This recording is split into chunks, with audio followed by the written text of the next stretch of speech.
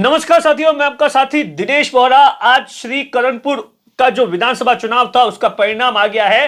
BJP को बड़ा झटका लगा है। हालांकि बीजेपी की सरकार, बदला सरकार पर इस चुनाव का कोई ज्यादा असर होने वाला नहीं है, लेकिन जिस तरीके से यह चुनाव चल रहा था और उसी दौरान आप देखिए पहली बार बीजेपी ने एक नया प्रयोग किया था, क्योंकि बीजेपी के पास में इस बात की रिपोर्ट थी कि वहां पर कांग्रेस के पास में सबसे बड़ा जो हथियार है सिंपैथी की लहर चल रही है। और इसीलिए आप देखिए चलते चुनाव के अंदर जब कैबिनेट का मंत्रिमंडल, जो बदला सरकार का मंत्रिमंडल का विस्तार हो रहा था, तो वहां के प्रत्याशी सुरेंद्र पाल सिंह टीटी को राज्य मंत्री बना दिया था। और उसके बाद अब देखिए कांग्रेस ने जबरदस्त तरीके से बवाल किया था। अशोक गहलोत से लेकर गोविंद सिंह डोटासरा ने कांग्रेस ने इस पूरे मामले को लेकर चुनाव आयोग में भी कंप्लेन की थी, लेकिन चुनाव आयोग की ओर से भी कोई कार्रवाई नहीं की गई थी। आज वहां का चुनावी परिणाम आ गया है। चुनाव है, वोट कास्ट है, वो 5 तारीख को हो गया था और चुनावी परिणाम है वो आज आया है।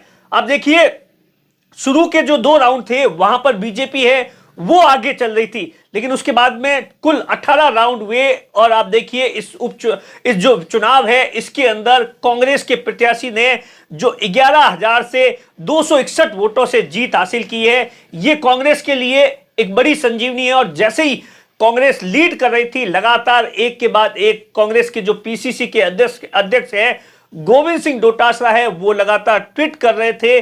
और उसके बाद गोविंद सिंह डोटासरा ने बाकायदा मीडिया में आकर बीजेपी को जमकर निशाना साधा और बिन मांगे सलाह भी दे दी।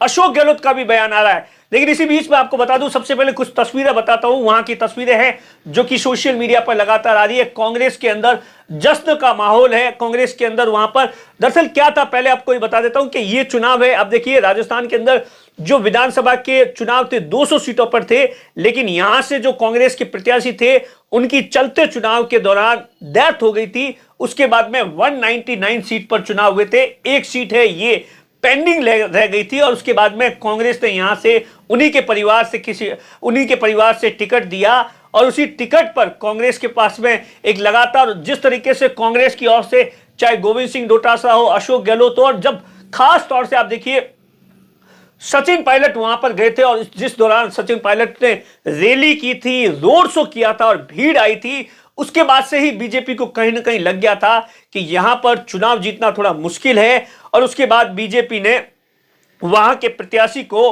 मंत्री बना दिया था।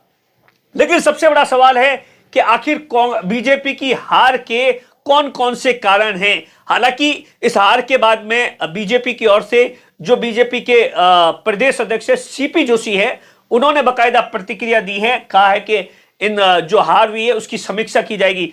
लेकिन मोटे तौर पर आप देखिए सबसे बड़ा बीजेपी का हार का कारण है कि वहां पर जो कांग्रेस के प्रत्याशी कुन्नर है उनके प्रति एक सहानुभूति की लहर थी।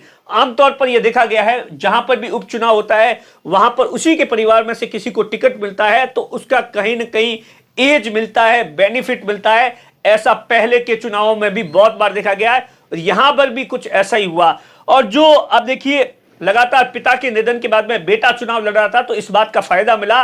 और वहां पर आप देखिए, क्योंकि वहां की जनता ने आप देखिए एक राज्य मंत्री बना दिया था बीजेपी ने, जो लग रहा था राज्य मंत्री को बना दिया। और उसके बावजूद भी जनता ने इस बात को स्वीकार नहीं किया और एक बड़े अंतराल से कांग्रेस को जिता दिया। दूसरी जो बड़ी वजह बताई जा रही है कि जैसे ही राज्य मंत्री बनाया गया तो उसके बाद में गंगानगर और हनुमानगढ़ के जो बीजेपी के जो एमएलए थे वो इस बात से खफा थे, इस बात से नाराज थे।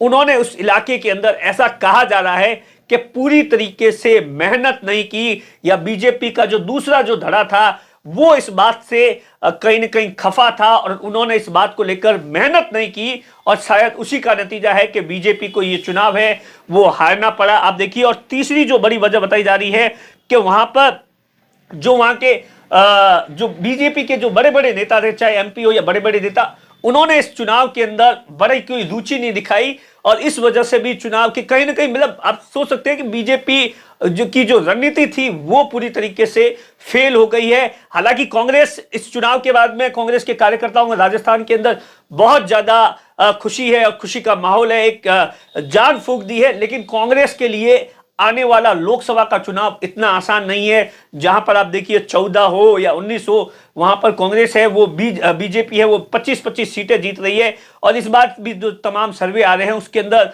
ये बताया जा रहा है कि बीजेपी है कम से कम 22 और 25 सीटें जीत सकती है। तो ये कांग्रेस के लिए एक बड़ी टास्क है। और उसके बाद आप देखिए ऐसा माना जाता है कि वसुंधरा राजे को जिस तरीके से मुख्यमंत्री नहीं बनाया गया, वसुंधरा राजे के समर्थकों को मंत्री नहीं बनाया गया, वो खफा थी। एक ये भी फैक्टर ऐसा कहा जा रहा है कि इस फैक्टर्स के कारण भी बीजेपी को उस इलाके के अंदर नुकसान हुआ। ये 3-4 मेन पॉइंट है। और उसके बाद आप देखिए लगातार जो कांग्रेस की ओर से जो प्रतिक्रिया आई है वो सबसे पहले जो आप देखिए डोटासरा ने प्रतिक्रिया दी है। डोटासरा ने कहा है कि सरकार बने को 1 महीना हो गया लेकिन सरकार ने कुछ नहीं किया, सिर्फ योजनाओं का नाम बदला है और कुछ भी नहीं किया है। जनता ने भाई सीधी सी बात है, डोटासरा कहते हैं कि साहब सरकार है वो मंत्री तो बना सकती है लेकिन एमएलए नहीं बना सकती है। और उसके बाद इस चुनाव के बाद में सोशल मीडिया पर बहुत सारे ऐसे मीम्स है या ऐसे टाइटल्स है जो वायरल हो रहे हैं लगातार। और सरकार दिल्ली से जो पर्ची लेकर चल रही है उसे बंद करो और जनता की भावनाओं के अनुरूप फैसला लो, ये डोटासरा ने प्रतिक्रिया दी है। लेकिन अब सबसे बड़ा सवाल है कि क्या मंत्री जी है जो टीटी साहब है वो बने रहेंगे। 8 दिन हुए हैं उन्हें शपथ लिए को, वैसे 6 महीने का कार्यकाल होता है, उस दौरान चुनाव होते हैं। तो ये तमाम चीजें हैं जो कि आने वाले दिनों के अंदर पता चलेगा। वहीं अशोक गहलोत ने भी इस पूरे मामले को लेकर बीजेपी पर एक बड़ा तंज कसा है। अशोक गहलोत ने कहा है कि जनता समझ गई है कि सरकार बनने के बाद हमारी ताकत कम नहीं हुई है। अशोक गहलोत का कहना है कि हमारी ताकत किसी भी सूरत में कम नहीं हुई है और इसका फायदा है वो हमें लोकसभा चुनाव के अंदर मिलेगा। अशोक गहलोत ने बधाई दी है। और अशोक गहलोत को कहीं ना कहीं ये लगता है कि इस उपचुनाव जीतने के बाद में राजस्थान के अंदर जो 25 सीटों पर लोकसभा के चुनाव है उसका बेनिफिट है वो हमें मिलेगा, हमारी ताकत कम नहीं हुई है। कुल मिलाकर आप देखिए बीजेपी के लिए झटका है, लेकिन बीजेपी की सरकार की जो भजनलाल सरकार है उसकी सेहत पर कुछ भी फर्क नहीं पड़ने वाला है। कैमरे के पीछे नाथू सिंह है, मैं आपका साथी दिनेश बोहरा।